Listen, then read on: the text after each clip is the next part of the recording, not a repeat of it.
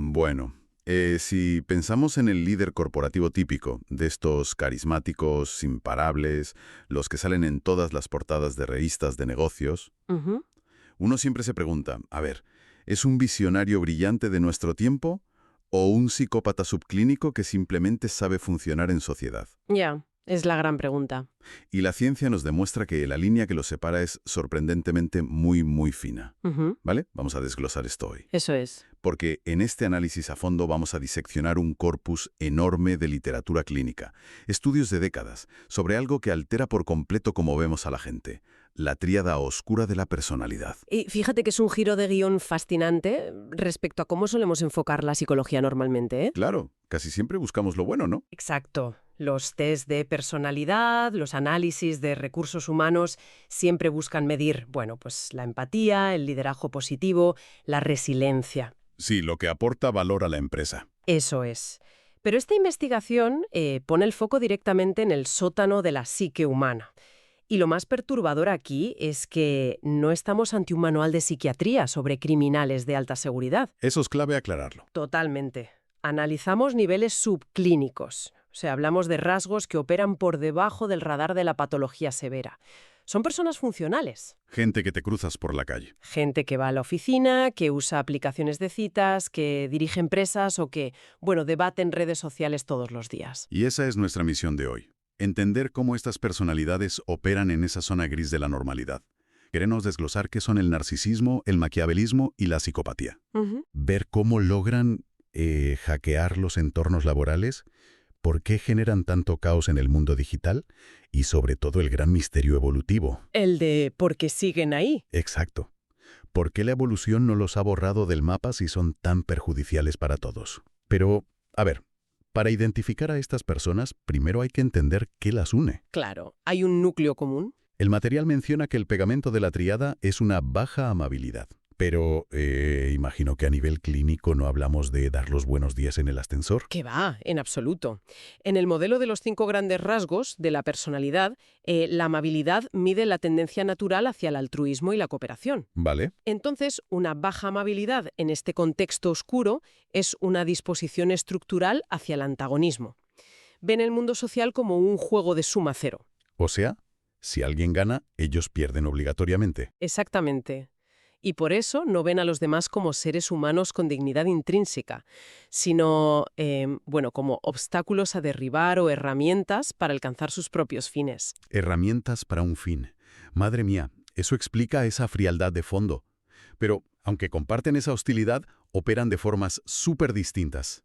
Muy distintas, sí. Yo me lo imaginaba revisando los estudios como si la tríada oscura fuera una banda atracando un banco. A ver, cuéntame esa analogía. Pues mira, si los metes a los tres en el banco, el narcisista es el que entra gritando y exigiendo que las cámaras enfoquen su perfil bueno. Claro, necesita ser el genio maestro, que todo el mundo le aplauda. Eso es, busca la gloria. Luego el psicópata se frustra a los 10 segundos con la caja fuerte y decide volar la puerta con explosivos de forma impulsiva. Sin pensar que la policía va a llegar en 2 minutos por el ruido. Exacto. Y el maquiavélico, bueno, el maquiavélico ni siquiera está en el banco en ese momento. Lleva 6 meses trazando un plan impecable para robarles el botín a los otros dos y salir por la puerta de atrás sin mancharse las manos. Es que me encanta. Esa imagen mental captura a la perfección la arquitectura de cada constructo. Lo fascinante aquí es cómo gestionan el tiempo y los impulsos. Esa es la gran diferencia, ¿verdad? Totalmente. La psicopatía está ligada a emociones fuertes e inmediatas y a una imprudencia brutal. Actúan en el ahora, sin pensar en el daño colateral. Ni siquiera para ellos mismos a veces. Ni para ellos mismos. En cambio, el alto maquiavelismo requiere una función ejecutiva súper desarrollada. Hay que postergar la gratificación y tener mucha paciencia para tejer esa red de engaños. A fuego lento, vamos. Eso es. Aunque fíjate, esta misma distinción genera mucha polémica científica hoy en día. Es lo que se conoce como la falacia de Young. Que básicamente es cuando los psicólogos se hacen trampas al solitario con las etiquetas, ¿no? En cierto modo, sí. La falacia de Young ocurre cuando usamos 2 nombres diferentes para algo que es el mismo fenómeno. Ah, ¿vale? Algunos críticos dicen que en los cuestionarios las respuestas de maquiavelismo y psicopatía se solapan tanto en cinismo y manipulación que igual son lo mismo, una especie de maldad general. Pero claro, Luego está el tema del control de impulsos, que decías. Exacto, esa es la defensa para separarlos. Un psicópata te apuñala por la espalda en un arrebato porque te cruzaste en su camino. Ya. Y el maquiavélico, bueno, se pasa 3 años afilando el cuchillo y te convence de que te lo claves tú mismo. Madre mía, qué gráfico. Pero esa diferencia en los tiempos de ejecución plantea una duda enorme. A ver, Si el psicópata es tan impulsivo que lo vuela todo por los aires, ¿cómo es que superan el filtro de recursos humanos?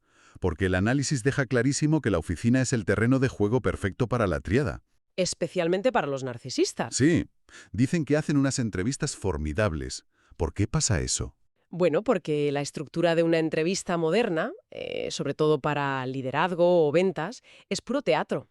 Recompensa el carisma superficial y la autopromoción agresiva. O sea, te premian por creerte el mejor. Claro, un narcisista no tiene síndrome del impostor. Siente una grandiosidad genuina. Y el entrevistador percibe esa arrogancia como visión y liderazgo. Ya veo. Y me imagino que el maquiavélico hace lo mismo pero de forma más calculada. Exacto. Leen lo que el reclutador quiere oír con un encanto supermilimetrado. Gravita mucho hacia política, banca de inversión o derecho corporativo. Sitios donde la frialdad se confunde con ser buen profesional. Eso es. Pero claro, luego el precio que paga la empresa es devastador. El material cita un estudio del Reino Unido de 2017 súper revelador. Sí, el del liderazgo psicopático. Ese. Resulta que destruyen activamente el valor para los accionistas. No es que rompan ordenadores, es que toman decisiones súper temerarias para inflar el trimestre. Claro, para cobrar el bonus. Eso. Cobran el bonus, se marchan y dejan una cultura empresarial destrozada, llena de sabotaje interno. Y la gente, por miedo, practica la ocultación de conocimientos.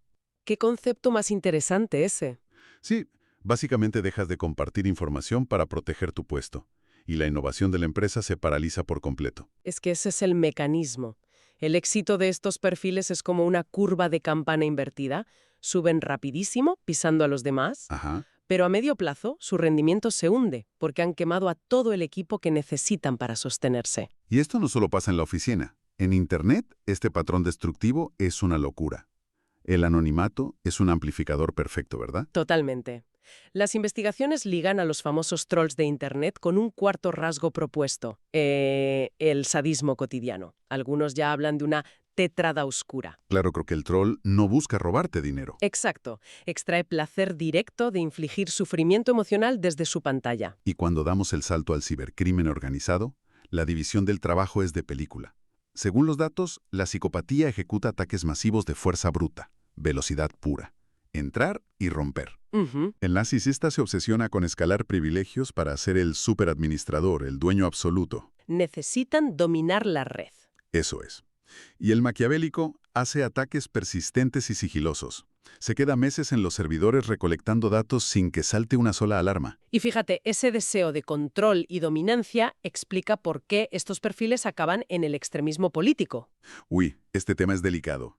Hay que dejar clarísimo a quienes nos escuchan que aquí somos absolutamente imparciales. No apoyamos ninguna visión política, solo estamos reportando datos clínicos de cómo opera la psicología, ¿vale? Por supuesto, rigor y frialdad con los datos ante todo. La ciencia demuestra que la tríada oscura se alimenta de la polarización, estemos mirando al lado del espectro que estemos. Sí, porque antes se pensaba que esto era solo cosa de un lado. Claro. Al principio, la sociología tendía a vincular la psicopatía y el maquiavelismo casi en exclusiva con la derecha alternativa, los prejuicios antiinmigrantes y la dominancia social. Esa idea de que unas jerarquías deben someter a otras. Exacto. Pero el estudio de Costello de 2022 le dio la vuelta a esto por completo. Bueno, o lo amplió, diría yo, porque midió los rasgos en ambos extremos, y la conclusión es cristalina. Totalmente cristalina. La psicopatía se correlaciona de manera muy similar tanto con el autoritarismo de izquierdas como con el de derechas. O sea que el motor psicológico no es el manifiesto político en sí. ¿Qué va? El motor es la oportunidad de ejercer poder absoluto. La ideología es solo el vehículo, la excusa. Un psicópata se va a sentir atraído por cualquier movimiento radical que le permita intimidar o castigar al enemigo, ¿no? Exactamente.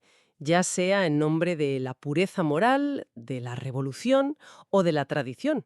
Lo que de verdad ansían es la estructura autoritaria que les da rienda suelta. Vale, entonces, ¿qué significa todo esto a nivel de la especie humana? porque aquí la ciencia biológica me rompe los esquemas. A ver, Vemos cómo hunden empresas, parasitan las redes y fomentan el extremismo. Destruyen la cohesión social. Si la biología evolutiva se basa en que las cosas perjudiciales desaparecen del acervo genético, ¿por qué la selección natural no los ha borrado del mapa? esa es la gran pregunta evolutiva. La respuesta está en que la evolución no solo premia ser un ciudadano pacífico y cooperativo.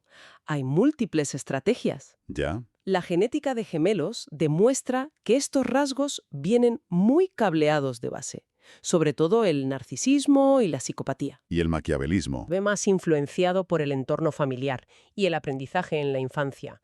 Pero el mecanismo biológico que justifica que sigan existiendo se llama estrategia de vida rápida. Aquí es donde se pone realmente interesante, porque esto cambia lo que entendemos por éxito evolutivo. Efectivamente, si conectamos esto con el panorama general, en ecología, una estrategia de vida lenta implica invertir mucho tiempo en desarrollo personal, formar vínculos estables y tener pocos descendientes, pero cuidándolos mucho. Lo que hace la mayoría de la gente, vaya. Sí, exacto.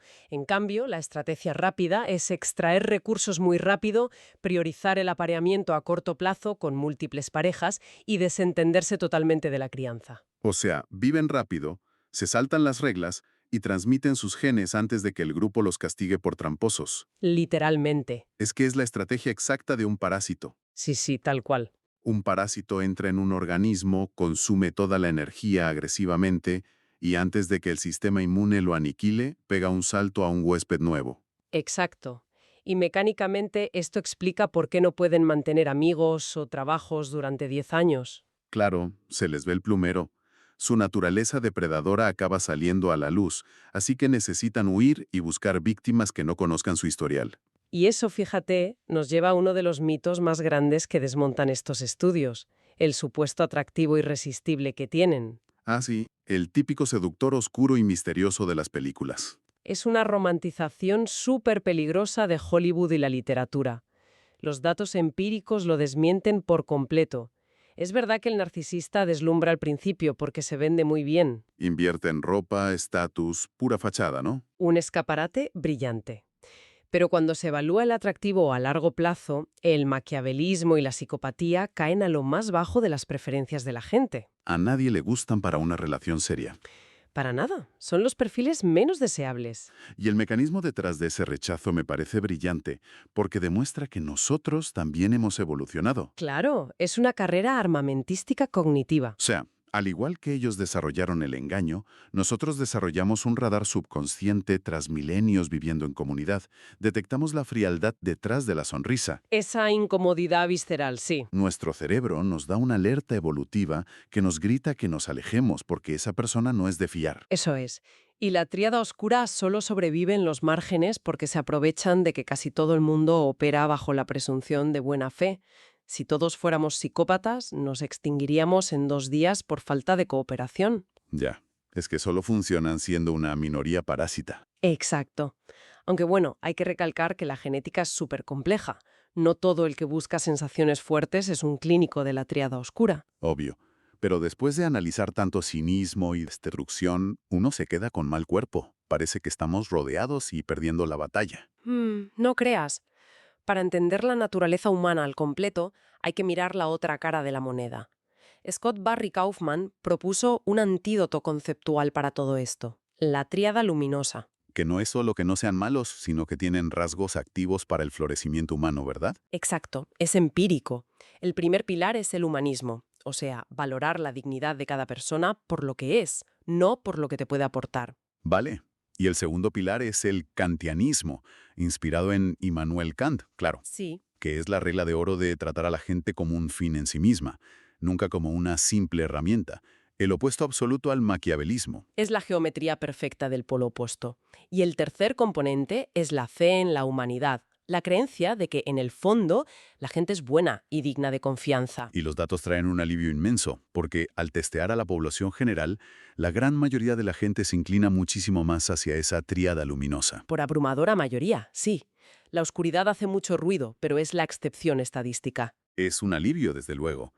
Pero hay un dato sobre esa luz que me choca bastante. El material señala que puntuar alto en la tríada luminosa no se correlaciona ni con la valentía ni con la asertividad. Ya, ese es el problema de la luz. O sea que las personas estadísticamente buenas a veces carecen del empuje para liderar proyectos difíciles o tomar decisiones súper impopulares. Ujú. Entonces me pregunto, en una sociedad tan competitiva, ¿es posible que alguien genuinamente bueno necesite tomar prestado un poquito de maquiavelismo de vez en cuando para lograr que sus ideas triunfen? Bueno, esto plantea una pregunta importante en el debate moderno, claro. La asertividad, imponer límites o liderar cambios masivos, pues comparten métricas con el narcisismo funcional. Hace falta ego para cambiar el mundo, ¿no? Un cierto nivel de confianza inquebrantable, sí. Sin ego es difícil soportar la presión, y por esto mismo investigadores como Joshua Miller critican tan duro a la literatura de la tríada oscura. Porque pecan de reduccionismo. Exacto. Miller dice que la naturaleza humana no es binaria. No podemos meter a la gente en cajas de buenos y malos como si fueran dibujos animados. Claro, simplificarlo sacrifica toda la complejidad. Alguien puede tener un narcisismo subclínico que le hace subirse a un escenario e inspirar masas, pero a la vez tener un kantianismo altísimo y no explotar jamás a su equipo.